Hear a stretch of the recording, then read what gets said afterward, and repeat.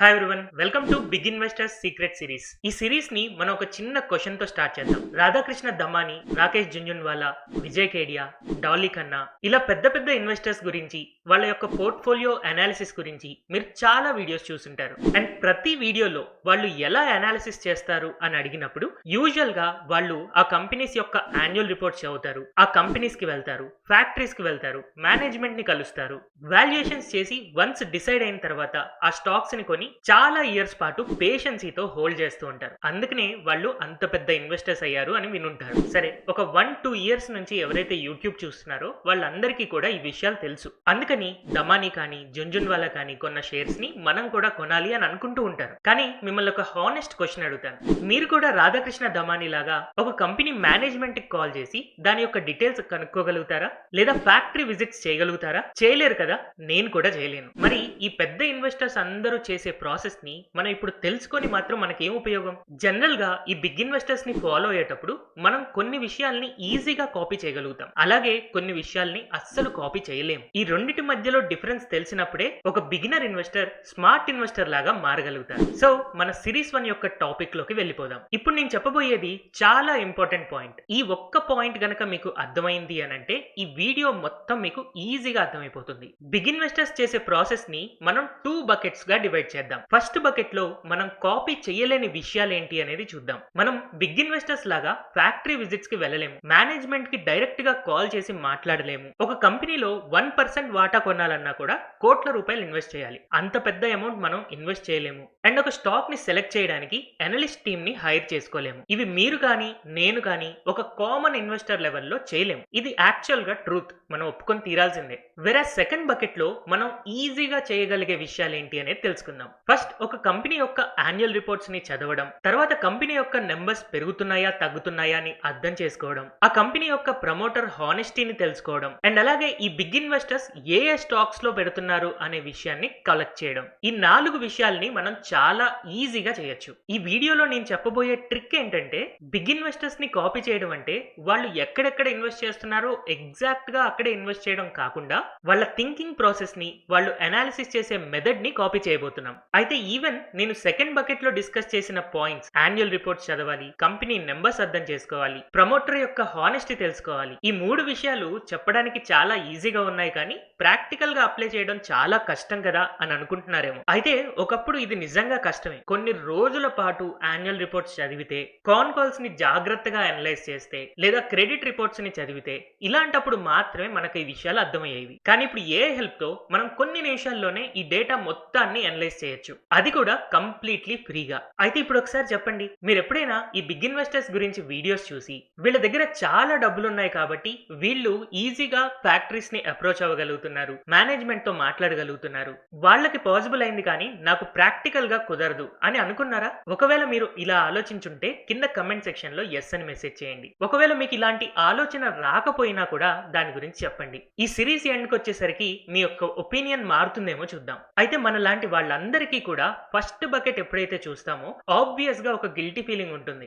ఎందుకంటే ఇది big investors చేయగలుగుతున్నారు, మనం చేయట్లేదు అని. కానీ ఒక విషయం ప్రాక్టికల్ గా ఆలోచించండి, వాళ్ళ దగ్గర చాలా డబ్బులు ఉన్నాయి. ఒక కంపెనీలో 5%, 10% వాటాని కొనగలుగుతారు. ఆ కంపెనీ యొక్క మేనేజ్మెంట్ తో డైరెక్ట్ గా ఫోన్ లో మాట్లాడగలుగుతారు. కానీ మనం ఇన్వెస్ట్ చేసే అమౌంట్ ఒక 10,000 or 1 lakh రూపీసే ఉంటుంది కదా. సో ఒక కంపెనీ యొక్క మేనేజ్మెంట్ తో మాట్లాడడం అంటే అది అసలు రియాలిటీకి దగ్గరలో కూడా లేదు. సో ఒక కంపెనీ యొక్క మేనేజ్మెంట్ యాక్సెస్ కి అండ్ అలాగే డైరెక్ట్ కాంటాక్ట్స్ కి వాళ్ళ దగ్గర ఉన్న బిగ్ మనీ వల్ల వాళ్ళకి దొరికిన ఒక ప్రివిలేజ్. మీరు దాని గురించి ఫీల్ అవ్వాల్సిన అవసరం అస్సలు లేదు. ఎందుకంటే ఇప్పుడున్న ఏఐ ఎరాలో హై ట్రాన్స్పరెన్సీ వల్ల ఈ బిగ్ ఇన్వెస్టర్స్ తెలుసుకునే దాంట్లో దాదాపు 90% మనం కూడా ఈజీగా ఇంట్లో కూర్చొని తెలుసుకోగలుగుతున్నాం. మనకు కావాల్సిన ఇన్ఫర్మేషన్ అంతా కూడా ఆల్రెడీ పబ్లిక్ గా ఫ్రీగా దొరుకుతూనే ఉంది. ఒక కంపెనీ యొక్క annual report, financial statements, corporate filings, ఇలాంటి వాటికి బిగ్ ఇన్వెస్టర్స్ కి ఎంత యాక్సెస్ ఉంటుందో మనకు కూడా ఈక్వల్లీ అంతే యాక్సెస్ ఉంటుంది. అయితే ఇంతకు ముందు మనలాంటి కామన్ ఇన్వెస్టర్స్ కున్న ఒకే ఒక్క ప్రాబ్లం ఏంటి అంటే వీటిని ఎలా చదవాలి అన్న విషయం మనకు తెలియదు. ఒకవేళ ఎలా చదవాలో నేర్చుకున్నా కూడా మనకంత టైం లేదు. బట్ ఇప్పుడు ఏఐతో మనకి ఈ ప్రాబ్లమ్ కి సొల్యూషన్ దొరికింది. ఇప్పుడు మనం ఏఐని యూజ్ చేసి మన సెకండ్ బకెట్ లోని డేటాని ఎలా కనుక్కోవచ్చు అనేది చూద్దాం. అందులో ఫస్ట్ అండ్ చాలా ఇంపార్టెంట్ థింగ్ ఒక కంపెనీ యొక్క యాన్యువల్ రిపోర్ట్ ని చదివి అర్థం చేసుకోవడం. స్టాక్ మార్కెట్ లో ప్రతి ఒక్క బిగ్ ఇన్వెస్టర్, అది విజయ్ కేడియా అవ్వచ్చు, రాధాకృష్ణ ధమానీ అవ్వచ్చు, రాకేష్ జుంజన్వాలా అవ్వచ్చు, లేదా ఫారెన్ ఇన్వెస్టర్స్ లో వారెన్ బఫెట్ అవ్వచ్చు, ఇలా ఏ పెద్ద ఇన్వెస్టర్ ని కనుక్కున్నా కూడా వాళ్ళందరి నోట్లో నుంచి వచ్చే ఫస్ట్ మాట యాన్యువల్ రిపోర్ట్ చదవడం. ఈ యాన్యువల్ రిపోర్ట్ చదవడం అనేది అందరికీ ఉన్న చాలా చాలా కామన్ హ్యాబిట్. అయితే ఒక కంపెనీ యొక్క యాన్యువల్ రిపోర్ట్ అంటే దాదాపు 300 నుంచి 500 పేజెస్ ఉంటుంది. యూజువల్ గా యాన్యువల్ రిపోర్ట్ చదువుతున్నప్పుడు మనం ప్రతి పేజ్ చదవాల్సిన అవసరం లేదు. మనకి మేజర్ గా కొన్ని క్వశ్చన్స్ ఉంటాయి. ఆ క్వశ్చన్స్ కి ఆన్సర్స్ దొరికితే చాలు. కొన్ని కామన్ క్వశ్చన్స్ గనక అబ్జర్వ్ చేస్తే